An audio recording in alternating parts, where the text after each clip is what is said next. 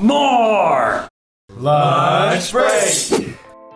Wow, that a lot of dude in that. Very low. It was Very a low low. one. How you guys weekends? Not as good as Simu Liu's. Oh right. So you guys may or may not have heard the news that Simu Liu has been casted as Shang-Chi in Marvel's cinematic universe. This is like the biggest news in Asia, America. Yes, it's been a few weeks since the announcement was official. A bunch of channels have talked about it. We knew that we had to talk about it since he's a close friend of ours. Known for his starring role in Yappy and Instagram boyfriend and Meeting Mommy.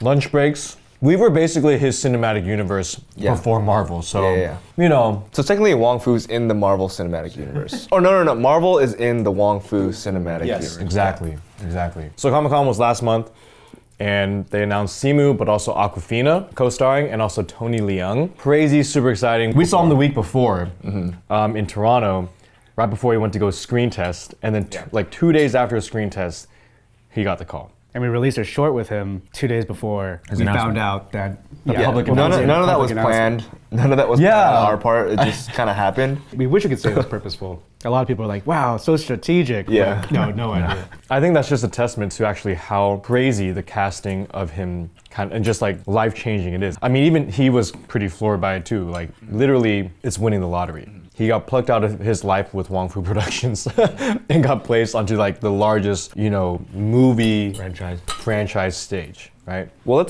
let's take a step back. Who is Shang-Chi? Because I don't really know this superhero. Yeah, I didn't know anything about him until they announced that they were making it a while ago. That's a thing? So I remember when Black Panther came out, like everyone in our Asian American entertainment community was like, "Oh man, I hope someday we can have one. We can have an Asian superhero." And so everyone was like kind of just going down the list of like who it could have been. Who could have been. Like there's iteration, there's obviously like, the Hulk, there's an Asian Superman apparently, and like all these like offshoots, and everyone was like speculating, and then like Iron Fist was like a big kind of deal before. And then Shang-Chi, people mentioned Shang-Chi, but I remember that was the first time I ever heard of that character, and I thought, there's no way they're gonna make a movie out of this. This is so, like stereotypical, outdated, problematic, Because it was like grown out of the craze of Bruce Lee in the 70s, which is like our Western fascination with martial arts. Right. I think this comic book character was definitely grown out of like, what if we created this like martial arts character?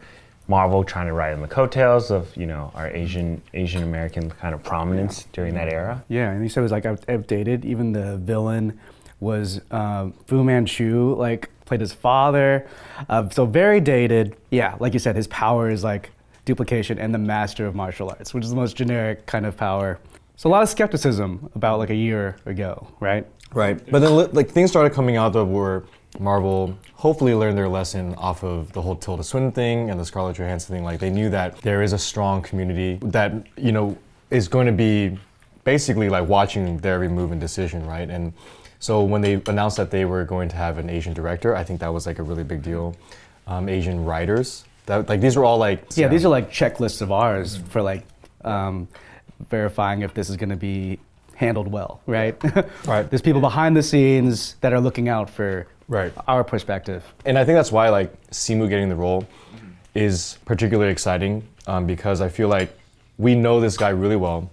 We know his philosophies of Western Asians and how Asians are perceived in the media. So that he already had these conversations with the director and the writer, and the fact that he's going to be on set and he's going to be like the face, I feel like the intentions are protected, right? And any other actor that kind of could have come through might not have cared and just been like, dude, I just want to be a superhero, do whatever you want, right? Yeah, like he's been kind of talking about this and like kind of operating on this our level in his own little corner for a long time versus stars that have like kind of been put into that position and kind of taken on that mantle recently. Right. Like this guy's been fighting the fight. Right, and that's a big reason why, we even connected with him early on. Like, that's why he reached out to Wong Fu. When he quit his job, like it was largely because of, the community and seeing Asian faces on YouTube, Wong Fu Productions. So I feel like we have our own little secret agent in there, like this is the closest Wong Fu could actually get to actually making a Marvel movie. And Simu's been lobbying for the role for a long time too. It seems like he's been trying to get this role since the 70s. Yeah. So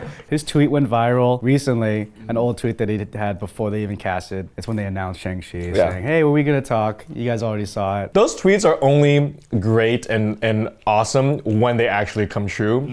There's millions of tweets that will never get that same treatment. You know? But I think what's cool is that the community is definitely getting behind it and rallying behind it, and they're really excited because I think they see that at least what we see right now from a Western perspective, it looks like Marvel is making the right steps to be mindful of this property and being sensitive to avoid the bad versions you know, of Shang-Chi. And what it could be for like a community of audiences. So like one thing is the martial arts thing, another thing is a big part is the villain, right? Like being named the Mandarin. There's a lot of talk right now about how a villain is named after an entire like group of people and is like kind of like Tilda Swinton being called the Ancient One.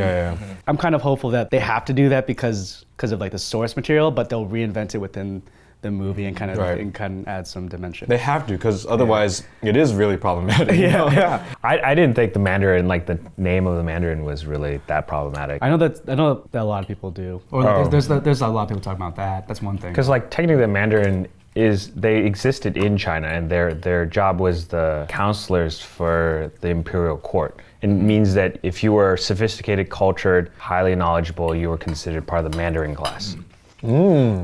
Which isn't as problematic, but I'm sure people think like, oh, because of the language, they oranges. might have been like reading into it, like, oh, the Western studios named this. Oh, what do they know? I think it's also important to point out too, like also why these things are kind of seen as racist is because like at the time in early Hollywood, a lot of these roles, like the Fu Manchu role or you know the Mandarin, that kind of thing, they're played by white men, right, with like horrible, ugly makeup. And these were like huge actors at the time, but you know they would be like the Leonardo DiCaprios of this time, or Tom Hanks of this time, doing like yellow face. Like Katharine Hepburn. Back then they're like, oh my god, this is so great. I get to play an Oriental in this movie. It'd be cool actually if they made Tony Leung like a little bit more humanized, like not like a good villain. Kind of like Black Panther and Killmonger. Yeah, like this guy's his father. He has reasons. There's like a relationship with Simu. That'd be cool to explore. Father-son relationship. Yeah, versus just like this yellow peril kind of symbol. But I am like really excited of the cast. Like I love Tony Leung. It's cool to see him as a villain too. Like he's always been always like the cool and the cop, or like he's always the moral character. There's not many like Western channels or outlets talking about that casting. They're more kind of fixated on like the Awkwafina or the lead, Simu. Dude, Awkwafina is having herself a year right now. Let's talk about Awkwafina. Dude. Jumanji, Crazy Rich, Jumanji, The Farewell. She's a voice in like I think like the Angry Birds movie or some other movie, right? Angry Birds movie. She has a show coming out. Show on Comedy Central coming out. Ocean's 8. Ocean's 8, and she's hosted SNL. Oh, and she's a Little Mermaid. Oh, in The Little Mermaid. She's in The Little Mermaid, yeah. That's the voice I was thinking of too. It's another voice. But yeah, Awkwafina, crazy year. Yeah. I think it's also cool that like she has origins on YouTube, I guess, too. Yeah. So you have two people on this principal cast that have like humble origins. Right, and I think that's why I'm so happy with the casting, because it literally is people that are from this new DIY YouTube, generation. And you saw her recently and gave her another award. Yeah, she called me handsome. So I'm taking that to my grave. She was holding that for those years. Yeah. If she ends up being like a love interest for Simu or something like that, you can say like, you liked me first. Shang-Chi, more like Wong Fu. Oh. So obviously we're excited about it. A lot of the Western Asian community is very excited about it. But like every casting, there's always a flip side. And there is some controversy. Before the announcement, I told him, I'm like, are you ready for also potential backlash? You know? Because like even the Asian stuff aside, whenever there's castings for any Marvel movie, people always question, like Tom Holland, people were like super against him. So from what I've read and from what Simu's told me, what I've gathered is that Eastern, like Chinese people, but there's a large group that are very unhappy with this casting of Simu. Yeah, like they're saying that he's not good looking enough. He's not attractive enough. Yeah. He's the Old Spice guy in Canada. First, the whole like beauty ugly thing. I think that's just like so ridiculous and unfair. Like there were some people that were saying like, look at his eyes.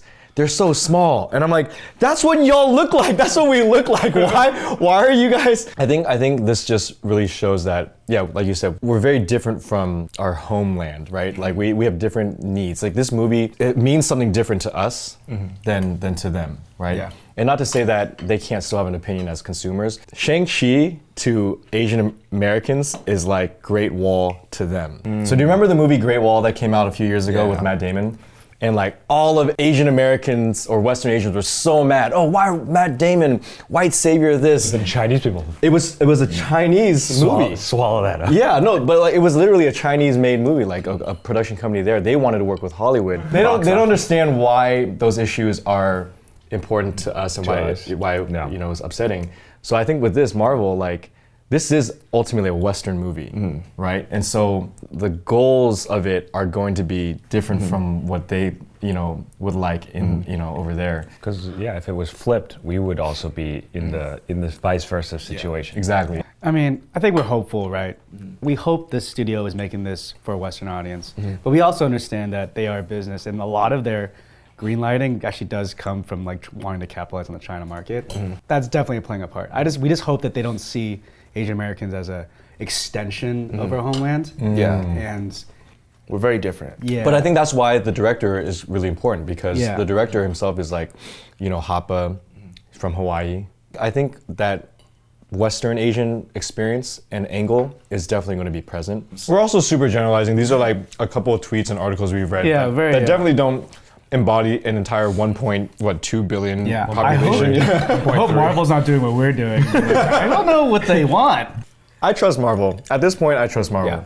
We're like so early right now. It was very early. 2 years. It's coming out Chinese New Year in 2021. That's crazy. It's like so far away. Yeah. I don't want to have too high of expectations. I think it's going to be good. I don't want to put too much pressure on Simu. I know there's already a lot in this movie from the community. Yeah. I think if it has a cohesive story, you know, it's sensitive to these things. Good action sequences. And has some good action. I'm going to be happy. Yeah. Also think about how many Asian properties or movies or films, TV shows are going to come out from now until then. If this past year already saw so many films, dude, by 2021, it's going to be, oh yeah, Asian superhero, cool. It's like, okay. But it's obviously because we're just really excited. More for our friend Simu and this life-changing opportunity for him, and obviously for our community getting our first official lead superhero. This is amazing, so a lot to celebrate. There's one question though that I think they're gonna have, is what about Tom and Yappy 2? Yappy 2 is, we'll see. But thanks everyone for watching. If you guys don't know, episodes are also available in podcast form. Links are below. Also, support us on our Patreon page. And wongfustore.com if you guys are looking for some t-shirts or different apparel. Yep. And we'll see you guys next Thursday. Bye. Bye. Bye.